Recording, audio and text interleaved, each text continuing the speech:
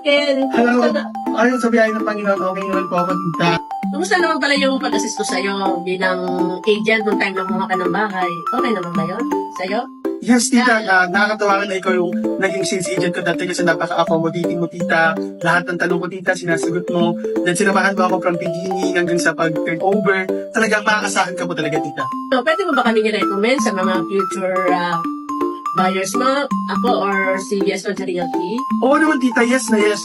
Kasi tinan mo, si Tita Lorna, hindi ko lang siya naging sales agent. Naging sales manager ko din siya. So si BS Concha, hindi ka lang niya tutulungan na magkaroon ng sarili mong bahay. Tutulungan ka din ng BS Concha Realty na kumita ng another income. So, ayun nga, sa pangungulit ni Tita Lorna, naging sales agent na rin ako. At sa ilang taon na nagsama kami ni Tita Lorna, nakabenta na rin ako ng 10 unit ng bahay.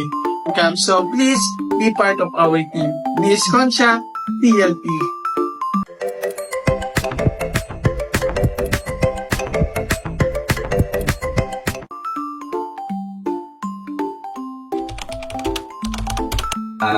Nangupahan kami, dati hindi na mag-asawa sa Sa Carolina ka?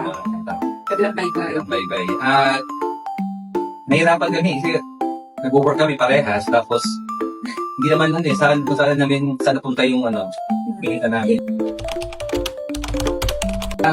Provided all the materials regarding sa bahay, 9% naman po miss-ups lahat. So, well, actually hindi niya alam, nakukuha ko ng bahay. So, ang discussion lang kasi, kay Miss Ups siya sa akin. So, hindi niya alam ano yun.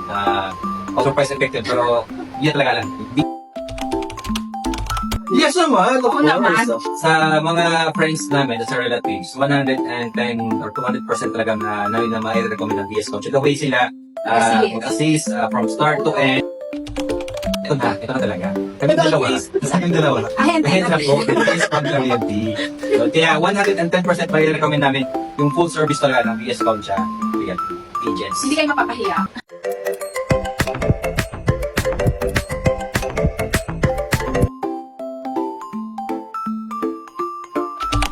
Super satisfied kung lineya nakuha namin. So parang thankful kami na hindi kami napabayaan. Satisfied ba ba? Siyempre, Second unit. Second unit na yon, satisfied na kumuha pa kay Miss Up saka sa BS Concha talaga.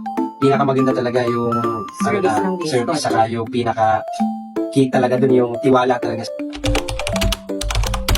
Una, syempre pag-isipan and then budget. Tapos, syempre, lakas ng loob na kumuha ng bahay. Syempre, para sa future yun. At saka parang importante din na makapagbukod ang isang pamilya. So, and then, dapat i-consider na nagtataas yung presyo ng bahay. So, dapat kumuha na kayo ng bahay kung may chance. Ikaw kaya to. Sa akin, mas maganda habang bata ka pa, kumuha ka na ng bahay kasi habang pagtanda mo kasi maging investment mo rin yan eh.